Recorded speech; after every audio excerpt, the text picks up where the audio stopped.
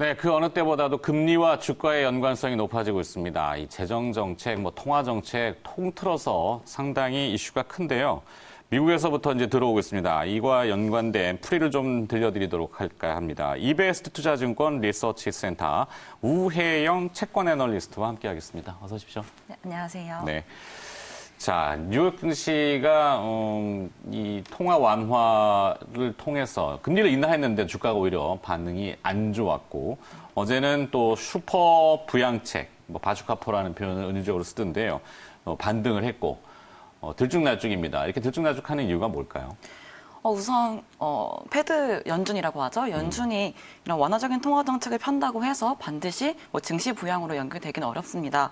왜냐하면 과거에 2008년도에 QE 정책을 하고 나서 실질적으로 본원 통화가 이제 또 유통 통화 증가로 연결되지 않았다는 점을 고려한다면은 사실상 연준이 돈을 푼다고 하더라도 이제 이게 돈이 시중으로 풀리면서 증시가 상승한다고 말하기 어렵기 때문인데요. 이른바 유동성 함정이 좀 있군요. 그렇죠. 그렇기 때문에 연준의 이러한 적극적인 완화 조치는 물론 심리 측면에서는 투심을 개선시키는 요인으로 작용할 수 있지만 사실 지금 상황에서는 문제가 되는 거는 코로나19 영향이 크다고 보시면 될 것 같아요. 사실 코로나19 때문에 우려가 높은 상황이고 이에 따라서 경기 둔화 공포가 더욱 강해지면서 심리를 더 위축시키고 있는 상황이다. 이러한 시점에서는 필요한 거는 사실상 재정 지출이었다고 보시면 될 것 같아요. 네. 그래서 연준 이제 의장이 파월 의장이 말한 건 어떻게 말을 했냐면은 사실 연준에서는 한계 기업이나 가게에 직접적으로 지원할 수 있는 조치는 사실 없다. 그렇기 때문에 그렇죠. 정부에서 지출을 해줄 필요가 있다라고 공언을 했거든요. 그렇기 때문에 오늘 새벽에 발표된 정부 지출이 약간 시장에서는 더욱 심리를 좋게 만드는 요인이 되지 않았을까라 보고 있습니다. 네. 네. 단순히 유동성만을 공급한다는 상징으로만은 실제 돈이 많이 퍼지지 않으니까 재정 정책이라는 걸 통해 가지고 금리를 낮추고 실제 돈이 그쪽으로까지 갈 수 있게끔 물꼬를 좀 터두는 거 이렇게 보면 되는군요. 네. 그러니까 처음에 그래서 금리 인하는 좀 안 먹혔지만 재정을 통한 이런 영향이 조금 슈퍼 부양책으로 영향을 줬다. 근데 이제 금리 인하가 사실 이 고루한 정책이라고도 시장이 평가하잖아요. 통화 정책이 이처럼 힘을 잃는 이유가 어떤 연유일까요? 일단 과거 금융위기 때를 생각을 해보면은 사실상 미국의 기준금리 수준이 5%대에서 0%대로 떨어졌습니다. 그렇죠. 근데 이번에는 이제 글로벌 금융위기가 지속되면서 저금리 레벨이 지속됐기 때문에 1%대에서 0%대로 인하를 한 거거든요. 그래서 그러한 의미를 봤을 때는 드라마틱한 영향을 줄 수는 없었다라 판단을 하고 있고요. 네. 두 번째로도 말씀드릴 수 있는 거는 사실 지난 금융위기 당시보다는 지금 유동성이 이미 풍부한 상태이고요.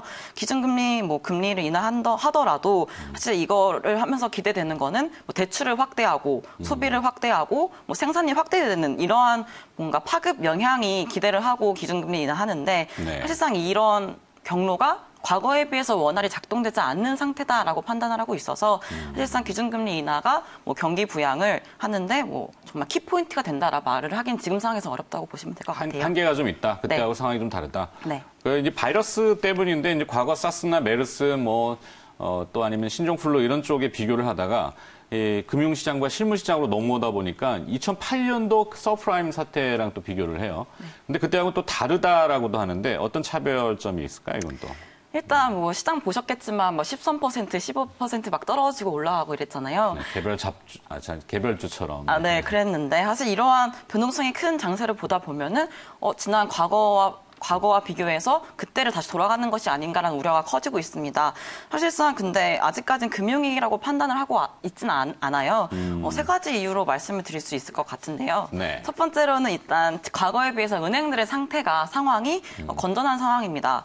과거 2008년보다는 안 건전한데 건전한 척하는 건 아니고요. 그럴 수도 있겠지만 네. 지금 상황에서는 은행들의 자본이 풍부하고 또 유동성 또한 같이 많은 상태이기 때문에 현 상황에서는 과거에 비해서 은행들의 상태가 여건이 좋은 상황이 있다. 이게 첫 번째 이유가 될 수 있고요. 네. 두 번째로는 이제 CDO, CLO 이게 많이 얘기가 나오고 있는데 네. 사실 이 두 개의 본질적인 차이가 있습니다. 이제 과거 2008년 금융위기 때 발생한 문제는 이제 CDO 중에 하나인 서브프라임 모기지의 그렇죠. 문제가 발생하면서 이게 금융위기로 전이가 됐는데요.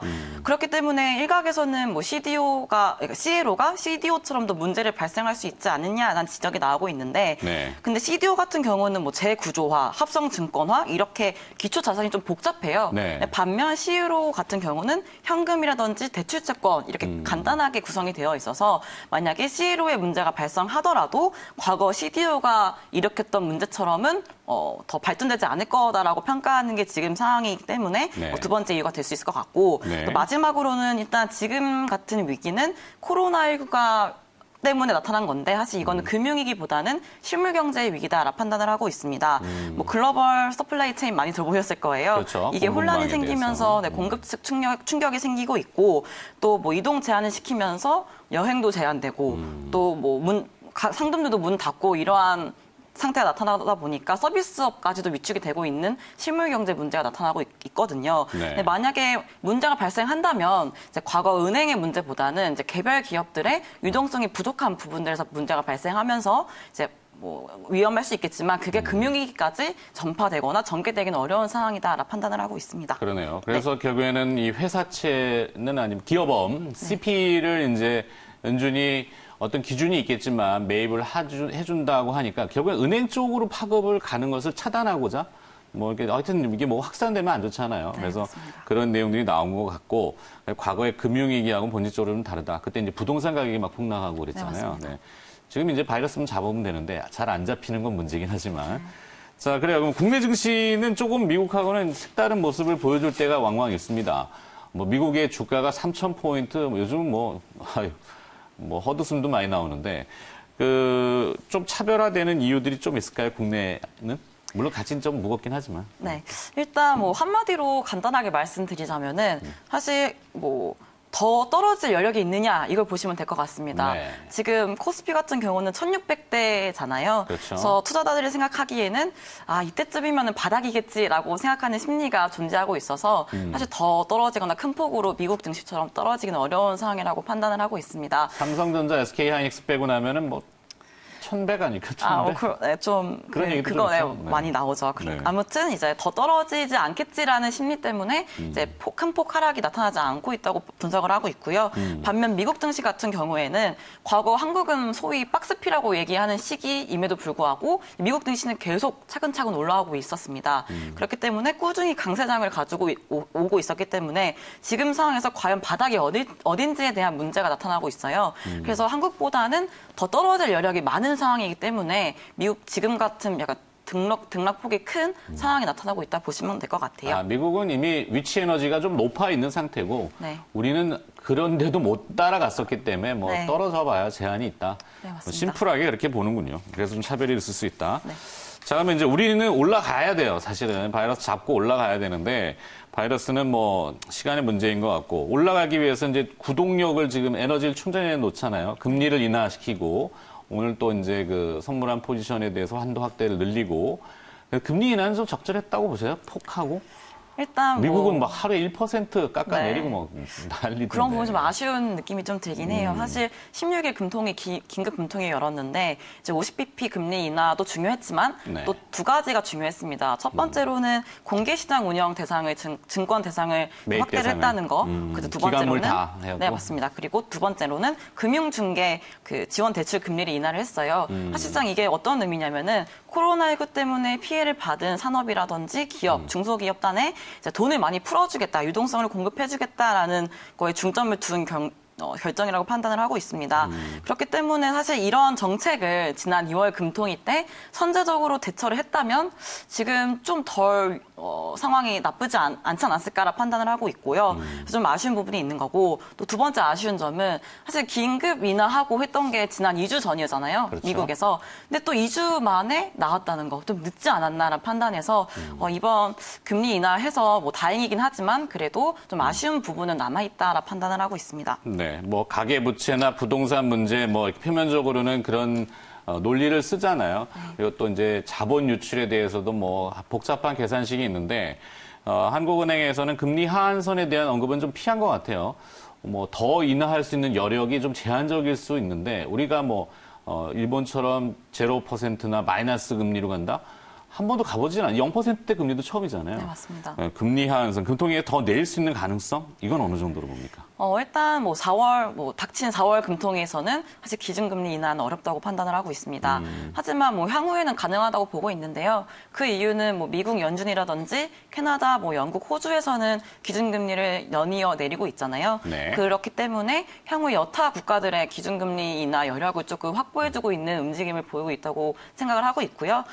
지금 기축통화국이라고 말을 하잖아요. 그런 국가들이 이제 기준금리 수준 레벨이 0%대에 진입을 했습니다. 네. 그렇게 되면은 이제 비기축통화국들의 실효하한 금리 실효하한 역시 어느 정도 하향 조정이 되고 있는 구간이거든요.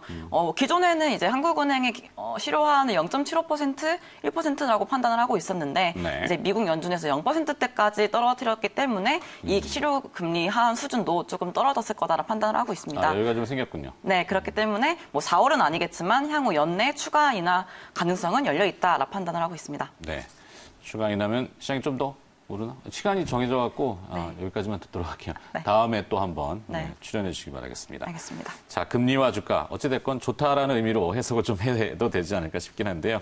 EBS 투자증권 리서치 센터 우혜영 채권 애널리스트였습니다. 고맙습니다. 감사합니다.